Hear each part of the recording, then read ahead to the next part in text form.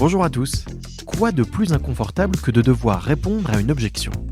Dans cet audio learning, découvrons ensemble comment traiter de la meilleure façon une préoccupation client en 5 étapes clés. Pourquoi l'objection est-elle un signal positif ? Quel temps consacrer pour y répondre ? Comment amener la discussion sur un terrain favorable afin d'être le plus convaincant possible ? Toan Nguyen nous décrypte sa précieuse méthode pour nous en sortir dans les situations les plus délicates. Chapitre 1, l'objection est une bonne nouvelle. Bonjour Toan. Bonjour César.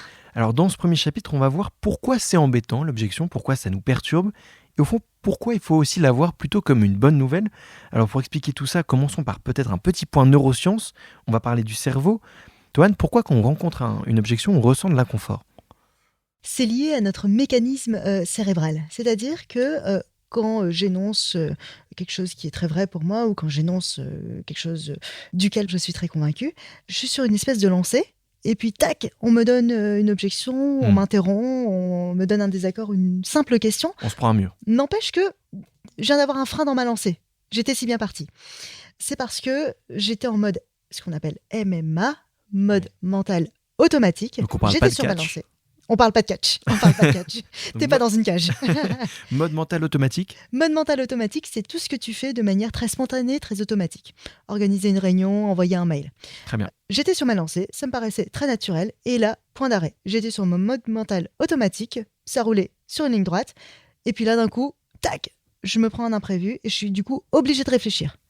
Très bien. Et cette réflexion qui m'est imposée à ce moment-là, Ouais. eh bien, crée un inconfort. Et c'est ce qui nous oblige à passer en MMP, donc le mode mental préfrontal, c'est ça ? Exactement. Alors de quoi il s'agit ? Alors le mode mental préfrontal, c'est celui qui t'oblige à utiliser cette partie du cerveau qui est juste derrière ton front. C'est celle qui te fait d'ailleurs mal à la tête quand tu as une grosse journée ou une grosse semaine. Ce cerveau, c'est des 3 cerveaux que nous avons, le dernier qui se soit développé.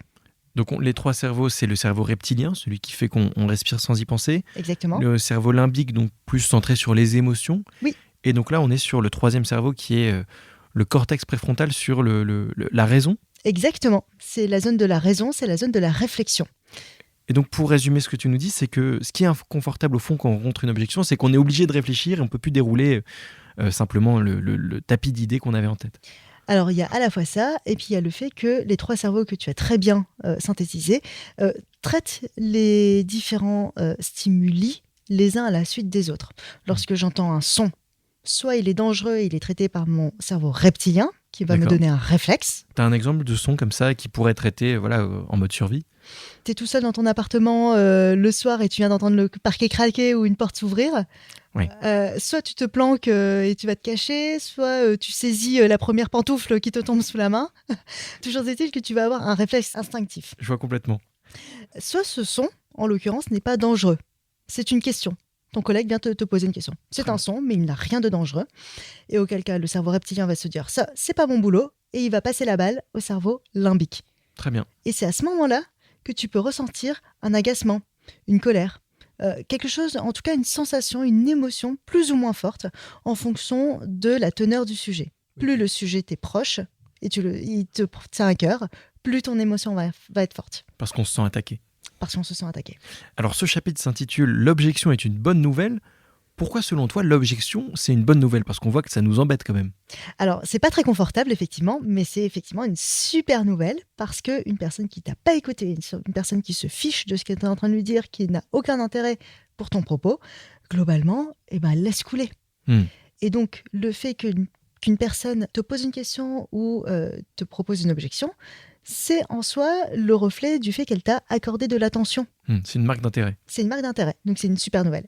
Très bien, c'est une marque d'intérêt parce que ça montre qu'au fond, le discours tombe pas dans l'oreille d'un sourd. Exactement. Très bien, alors maintenant qu'on a compris pourquoi l'objection est plutôt un bon signal, je te propose qu'on passe à la mise en pratique avec 5 étapes clés que nous verrons dans le prochain chapitre. À tout de suite.